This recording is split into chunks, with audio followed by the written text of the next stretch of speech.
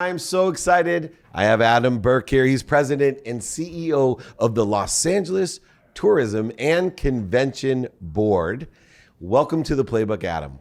Thanks, Dave. It's great to be here. Your job, your occupation, the activity you get paid for has never been more important than today. And meaning that we have a Super Bowl coming up in just a few days, and that may be the biggest event that ever occurs in the world for a city. What type of impact does it? Everyone knows the TV impact, Sure. Which does have some impact, by the way, in tourism. I am sure as a living commercial for 12 hours on TV on every channel. Yeah. But beyond that, what type of impact does it really have on tourism, on the convention world, of course, on our economic development? Yeah, so I'll tell you, one of the reasons I'm so excited about this, what a lot of people may not know, Los Angeles Tourism is actually a nonprofit organization. And we have the privilege, and to your point, the fun of being the official tourism promotion agency for Los Angeles. So we get to promote our City of Angels all around the world. Obviously, it's been a rough couple of years, but tourism has always been one of the major economic drivers for LA. And events like the Super Bowl are really going to help us write our comeback story here in LA. So you asked about economic impact. If you just look at the Super Bowl alone, on the low end, it's estimated to generate about $230 million to our local business community. On the high end, that could be upward of $475 million. But then when you kind of take a step back and you talk about tourism broadly, in 2019, it was one of the leading drivers of our local economy in LA. We actually had 544,000 Angelinos who were employed in tourism-related careers. And visitors, and this is just astonishing, visitors generated $35 billion in sales to our local community. So it's impossible to overstate how important having the Super Bowl is going to be in helping us reinvigorate our local economy. It's amazing too, just the exposure to the weather. People forget, I was born in the Midwest and always tell my mom that I'll never have anything but great things to say because when you were 9, you moved me to Southern California and I went to college in LA, and I would tell my friends, even with the properties that I have, I'm like, when you walk outside, you're in Cleveland. When I walk outside, I'm in Los Angeles. And now with Airbnb, VRBO, that we have temporary citizens of Los Angeles that are impacted or exposed to what we're doing here. And it's not just the weather. It's this red carpet ready city that, as much as we're ready for the Super Bowl, I've lived here almost my whole life. I love the fact that on a Tuesday night, there's a movie premiere in the city or there's all types of different things going on that nowhere else in the country and sometimes even the world, there's this much available. Well, first I got to say, I'm a native Chicagoan by birth. So this is my adoptive home. Yeah, I get cold, I get winter. It's funny, our son is in DC in college. And I realized this is his first winter ever in his life. And he called me about a week and a half ago. He said, "Dad, it's 20 degrees. I said, "Yeah." what were you expecting? But, this is my adoptive home of 30 years. I love the fact that we're sitting here, a week out from the Super Bowl, and we've got beautiful outdoor weather. That is huge. But I think you're right. One of the other things, this is one of the most exciting cities I've ever been. I've traveled extensively around the world for work. And there is always something new and innovative and exciting happening in LA.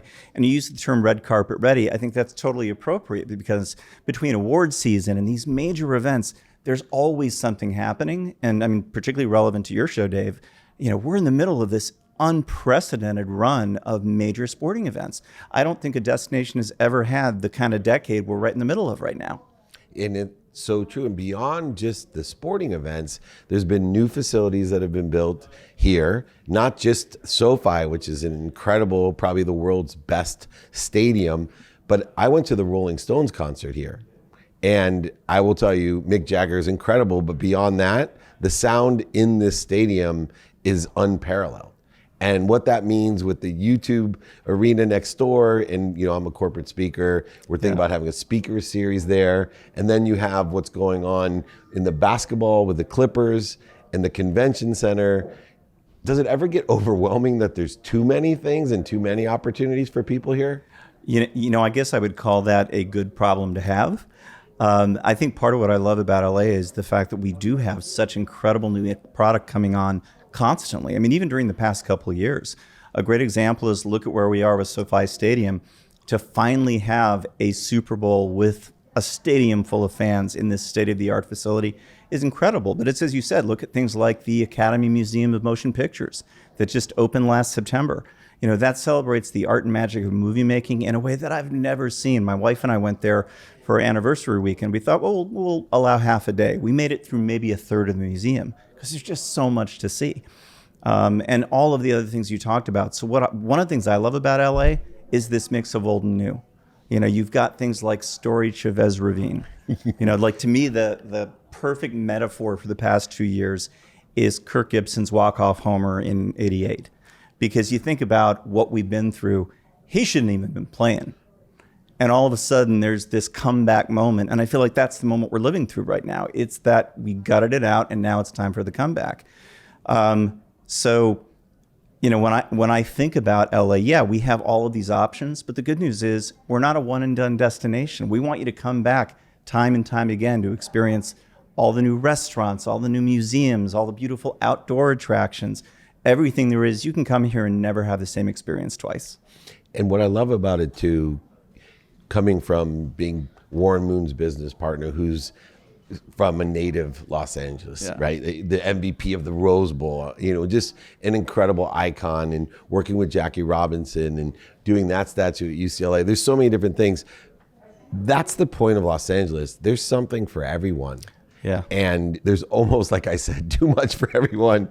But there, you know, besides, I think, Lebanon, it's the only place where you can literally ski the same day you can skydive on the way down and then surf in the afternoon, to give you the natural types of things that you can do.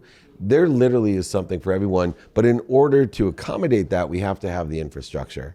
And, you know, living here, I've seen some incredible growth when it comes to public transportation, the airport. What are some of the things that you're doing to accommodate all these amazing tourists that are coming here? Well, I'll tell you, as an Angelino and as someone who looks forward to welcoming the world back to LA, I love the fact that LAX is in the middle of a $14 billion modernization. It's incredible. It's the largest public works project in the country.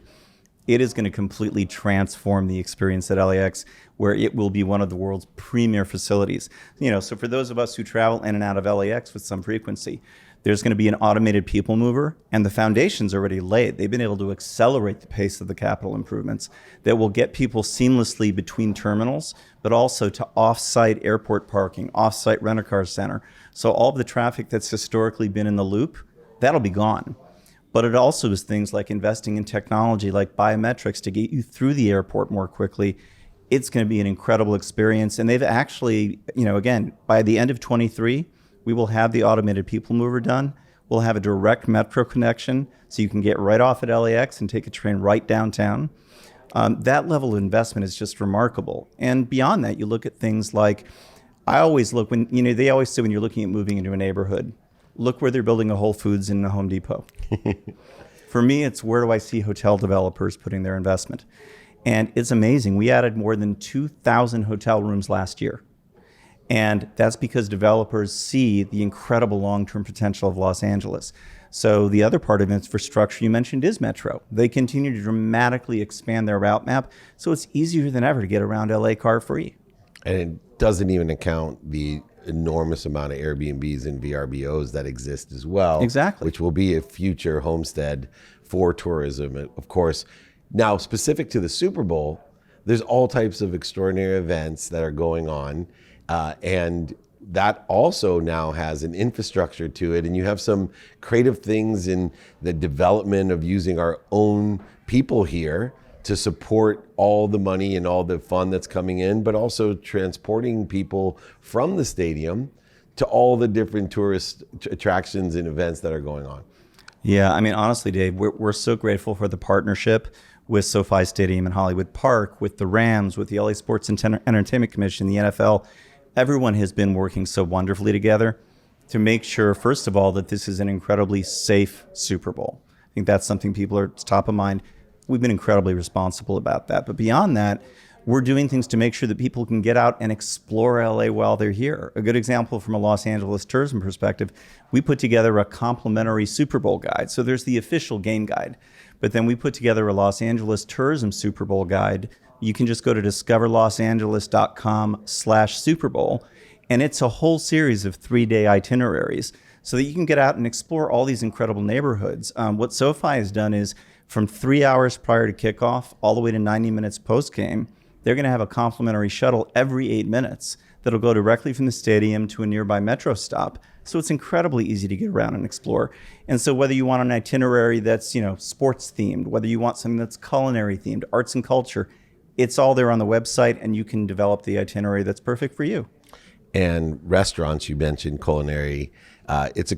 Growing up in Southern California, it's so extraordinary the difference between the choices and the quality of food in Los Angeles compared to anywhere else within 100 to 200 miles. I don't know what happens to Chinese food or deli when it leaves Los Angeles, or pizza, but anyone that has lived outside of Los Angeles will tell you the exact same thing. Oh, we got to drive to LA to go to this restaurant.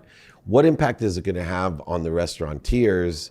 Not just in the short term during the Super Bowl, but building the awareness and that loyal engagement that really is necessary for a restaurant to thrive. Yeah, it's hugely important. I don't think there's any sector that was more devastated by the pandemic than our restaurants and bars. So anything we can do to help them get back on their feet. Now I will tell you, to your point about food in LA, man, we actually got in a little bit of a shouting war because the New York Times, not the LA Times, the New York Times wrote that LA now has the best bagels, and you can imagine the uproar that created. But you're right. I mean, part of it is LA is one of the most diverse places on the planet. Angelinos come from 140 different countries. We speak over 220 different languages. So that's reflected in this incredible, innovative culinary community where you get these flavors and tastes you don't find anywhere else. But you were talking about, what is it about LA? So one of the things a lot of people don't know is that Los Angeles Tourism runs the Dine LA program, which pre-pandemic had become the largest restaurant week events in the country. Typically we'd have over 400 restaurants. And we had a panel for our 10-year anniversary, people like Susan Feniger, David Lefebvre, Roy Choi. We said, well, why LA? What's different? And what they said was a few things. They said one thing is, for a long time, LA was the culinary underdog. LA was just not making the top of foodies' lists. And it became this source of collective pride. And what they said is, unlike some other destinations where, the restaurateurs are kind of out for blood to kill each other, here we're all in this together because we're the underdog. And it's created this incredible community where they've all kind of lifted it up. And as a result, now LA is on the top of every foodie's list. But the other thing they said is it's the availability of produce, of fresh goods. They said what they can create here in LA because of access to that, they can be more creative with their dishes here than just about anywhere in the world. One other thing that I love is all the different culture. Yeah. And the concerts here, by the way, the music is obvious, right? Movies, music, et cetera, in California. We're known for that. That's the red carpet ready. But one of the things I think people may not know comparatively to New York, we talked about the culinary advancements, is the arts. And what we have here museum-wise and other exhibits that exist. What are some of the things that people may not know about Los Angeles and our cultural art exhibits and museums? That's a great question, Dave, because I think that's one of the best kept secrets about LA. What most people don't know is Los Angeles actually has more museums and performing arts venues than any city in the U.S. More than New York. Yep, more than New York. And I think people would be really surprised to hear that. But if you think about it, number one, it's just because of the diversity of the city. If you think about it, it's not just things like the Broad, the Getty. We also have this incredible street art scene. Street art and these gorgeous murals, whether it be in the Arts District. That's such a uniquely LA thing. Actually, for people who want to extend their stay after the Super Bowl, Frieze Art is coming back, and it's going to bring 100 of the world's top galleries to the Los Angeles area. So, whether it be live performance at the Music Center, these incredible new entries like the Academy Museum, we're going to have the Lucas Museum of Narrative Art in a year or two. Wow. There is just so much happening from an arts and cultural perspective that celebrates every part of our community. And I think that's one of the most fun things as a local, is getting out and exploring and learning more about our own community. Well, I'll tell you this, they do say that Not everybody can afford to live in California, let alone Los Angeles, but you certainly can afford to come and visit. That's what I love about it. So, and now there's so much going on, red carpet ready, something for everyone. There has to be a few things, I don't know if it's cornhole, pickleball, or something else that's going on that I don't even know about. What are some of the hotter new trends within Los Angeles for tourists, that are coming here that the average person that is only thinking Super Bowl should check out? So I'm going to answer it two different ways. So the first thing, Dave, is, a lot of people may not realize, I actually went back and looked at this because it occurred to me as I was preparing for, today's interview. If you go back to 2017, between 2017 and 2022, LA will have hosted the All-Star Game for every professional sport league except for Pro Ball. But we got this little game coming up next week, right? So starting with NHL in 2017 all the way through MLB in 2022, we will have hosted every All-Star Game. Beyond that, the Super Bowl, again, major event, but as part of this incredible decade of sports. So in 23, we've got the College Football Playoff National Championship game. We've got the U.S. Men's Open out at LA Country Club. We've got the Rugby Series 7s.